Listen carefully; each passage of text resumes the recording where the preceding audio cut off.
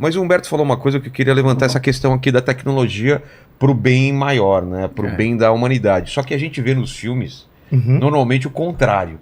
Sempre dá merda quando a tecnologia chega a um ponto e ela se desconta. A gente perde o controle. Tem um caso muito bonito para falar sobre isso. É muito interessante o assunto. Eu sempre falo, quer dizer, quando a gente está olhando para potenciais investimentos e tal, e é muito claro isso para mim, nunca o bom empreendedor, vamos dizer assim, não está motivado pelo dinheiro necessariamente. Ele está motivado também pelo dinheiro. Ninguém faz para perder dinheiro. Mas a motivação dele realmente é essa marca que ele quer deixar no mundo. E quanto maior a dor e mais ampla o problema, maior ainda vai ser a marca que ele vai deixar no mundo. E aconteceu uma coisa comigo pessoal que acho que mostra isso de uma forma super linda também. Meu pai, como várias pessoas, tem um stent, tem 2 ou 3 na verdade. Meu pai tem 6. Meu pai tem 6 stents no coração. E você não sabe talvez, mas o stent foi inventado em Israel. Uma empresa se chama Medinol. Stent, ele abre a veia, não é? Isso, ele abre a artéria do coração, que tá coronária, entupida, que está entupida, né? E tal. E ele abre de um jeito também para não deixar escapar. Ele não só abre, como ele prende a gordura que está entupindo nas paredes, para não, porque se escapar pode te dar um derrame, pode ter outros problemas. Mas ele foi antes de existir o stent, quem tivesse um problema do coração precisava fazer cirurgia de peito aberto, tirar uma veia de outro lugar, fazer a ponte de safena, que chamava, para fazer o desvio, né, deixar o que está entupido fechado e fazer um desvio. Isso que era ponte, por isso chama ponte de safena. É isso então. Então, assim, esse cara fez uma invenção incrível, ele ficou multibilionário. E ele salva todo ano, você imagina quantos milhões de pessoas no mundo inteiro que teriam certeza a morte. Então, é um israelense que se chama Kobi Richter, que inventou, ele inclusive era piloto na aeronáutica antes disso, ele, na guerra de Yom Kippur, em 73, quando eu nasci, ele tem o recorde de que mais derrubou aviões inimigos naquela época. E aí depois ele estudou medicina e acabou inventando o stent. E eu estava lá em Israel com meu pai, e vinha um dos meus investidores, um cara muito famoso, um advogado americano, talvez nessa época ele está inclusive escrevendo e falando para todo lado, chama Alan Dershowitz. O Alan veio dar uma palestra, ele vem para Israel com uma certa frequência, ele veio dar uma palestra sobre um assunto de geopolítica que ele gosta muito de se envolver. Meu pai gosta do assunto, eu trouxe meu pai para ouvir ele. E aí na plateia estava o Kobi Richter, esse cara que inventou o stent. Meu pai tinha 3 stents. E ele estava na plateia porque esse advogado ajudou ele com uma ação nos Estados Unidos, ganhou $700 milhões de alguém que estava infringindo a patente do stent dele. Então ele é cliente do advogado, veio ouvir a palestra para sair jantar com ele depois. Eu falo pro meu pai, olha, o cara que inventou o stent está aí. Aí meu pai quer falar com ele e agradecer, né? Falando do que a marca que ele deixou no mundo, ele possibilitou meu pai de viver até hoje, graças a Deus, e que vive até os 120 anos também. Então acabou a palestra, eu cheguei com meu pai, me aproximei ao Kobi e a gente começou a conversar e meu pai foi agradecer. Ele falou assim, tudo bem, eu aceito o teu agradecimento e tal, mas eu acho que você não sei se você deveria me agradecer. Meu pai falou, mas como assim? Eu não estaria aqui se não fosse você. Se você não inventasse o negócio, eu não estaria aqui. Eu sei, mas vamos voltar para trás 10 anos. E 10 anos atrás eu te faço a pergunta, ele para o meu pai. Você quer viver 10 anos e morrer de uma vez? Ou você quer viver 20 anos, mas os últimos 5 vai ser um peso para você e para tua família, porque eu acabei de aumentar a tua chance de ter Alzheimer 20 vezes. Nossa. Inclusive, esses $700 milhões que o Alan ganhou, eu vou resolver o Alzheimer. É a busca dele agora. Ele está com a consciência pesada, assim, se ele resolveu um problema para a humanidade ou se ele criou um problema para a humanidade. Ele começou a falar da história dos esquimós, que com tantos anos saem da família, vão morrer sozinhos e tal. Caramba. Que é a mesma história. Então o cara, assim, você vê, ele é multibilionário, ele não precisaria fazer mais nada, nem os filhos, nem os netos, provavelmente. A motivação não é o dinheiro. A motivação é a marca que você está deixando no mundo. Ele acha que ele resolveu um problema e criou outro. Pior, talvez, ou diferente. Ele acha que nem devia agradecer ele por ter resolvido o problema dos ataques cardíacos. E ele falou isso e também tem outra coisa de que ninguém cria uma coisa do nada. Sempre pega alguma coisa e vai... ou é junção de várias tecnologias, ou alguém pegou alguma ideia e melhorou e vai melhorando e vai chegando em alguma coisa fantástica. E ele acha que vai resolver o Alzheimer. Ele não vai morrer tranquilo se ele não resolver o Alzheimer também. E ele acha que é possível resolver o Alzheimer. Ele acha que é mais difícil resolver o câncer do que resolver mesmo? Alzheimer. E tem o mal de Parkinson, né? Que meu pai está agora também, que tem várias pesquisas também, né? Para tentar estabilizar ou regredir, né? Sim, sim. A gente está falando de medicina, né? Em medicina, o que a gente... Você falou do colírio, para visão, o que está acontecendo, né? Na última vez que teve aqui o Cava, a gente falou sobre inteligência artificial na medicina, né? Que vai ajudar no diagnóstico, né? E o que mais que a gente pode esperar? Vilela tem... Desculpa. Imagina, por favor. Tem muitas tecnologias, né? Óbvio que inteligência artificial, a IA, é a mais famosa, mais charmosa, né?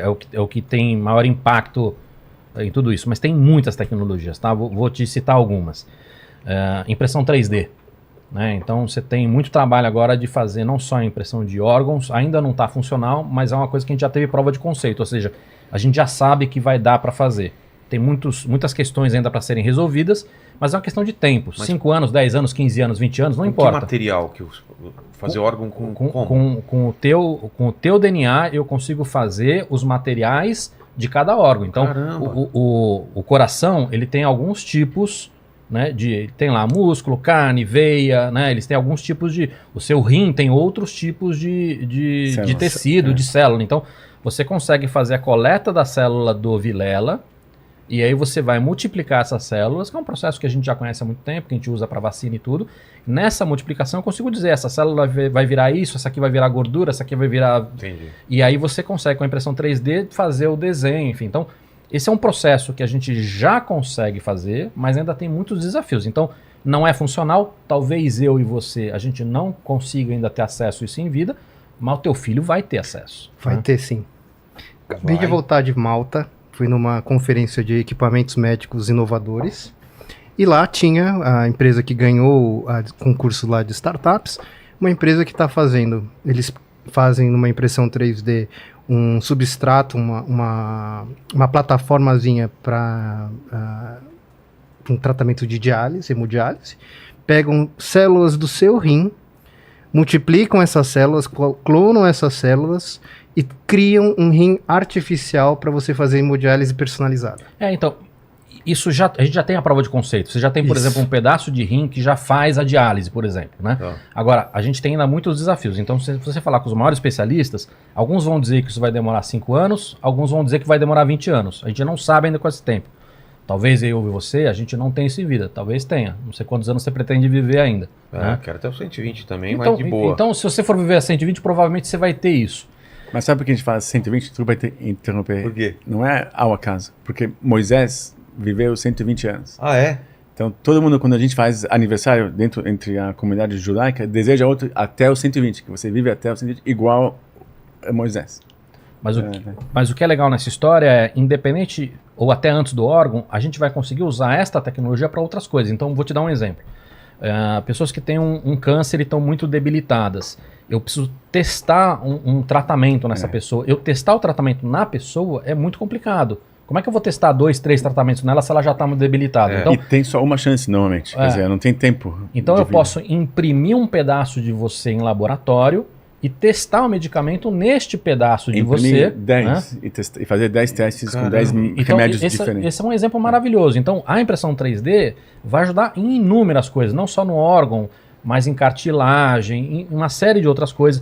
Descobrir novos medicamentos, né? Testar tratamentos, um monte de coisa. Essa é uma tecnologia. A gente vai para outra. E a gente já falou bastante, mas tem muitas coisas.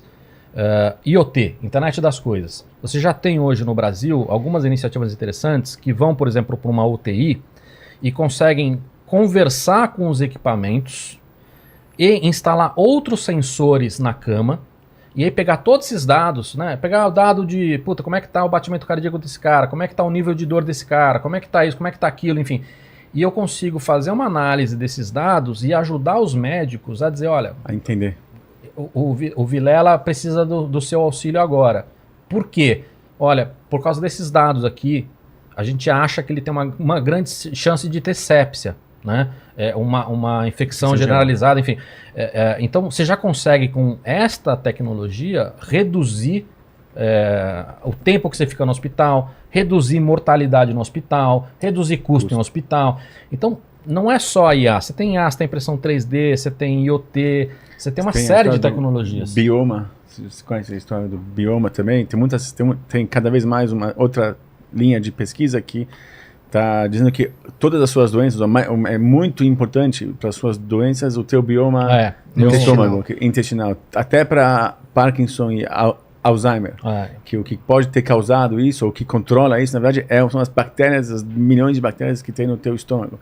E como corrigir isso, e como mexer nisso, e como entender isso. Eu tenho individual. Um podcast lá que é o Fora, que eu entrevistei uma especialista nisso, né?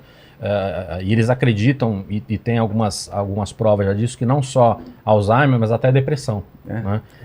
Então, você alterar esse bioma do intestino pode ajudar em uma série de doenças. Mas você tem outras tecnologias, por exemplo, como o CRISPR. CRISPR é uma edição genética que ela é, comparada às antigas, muito mais rápida, muito mais efetiva, muito mais simples, muito mais barata. Ou seja, ela é melhor em todos os aspectos. E você já tem essa tecnologia, por exemplo, curando alguns tipos de câncer com 98% de taxa de sucesso. Ainda custa 10 milhões de dólares, mas daqui 10 anos, 15 anos, 20 anos, isso tende a baratear. Então, você tem muita tecnologia aí, cara, que vai fazer que a gente viva os 120, 130, talvez muito mais. Eu tenho uma empresa que a gente investiu, que é basicamente AI para diagnóstico e para risco médico e tal. Mas a empreendedora é uma mulher super... Um avião mesmo, assim, tipo, uma pessoa super inteligente, super rápida, e uma pessoa que ficou muito famosa. Ela vendeu a empresa dela para eBay antes de começar essa empresa. Ela se chama... E ela deu uma entrevista faz uns 6 meses atrás, falando assim, olha, tá nascendo hoje, as crianças que estão nascendo hoje provavelmente vão viver 200 anos.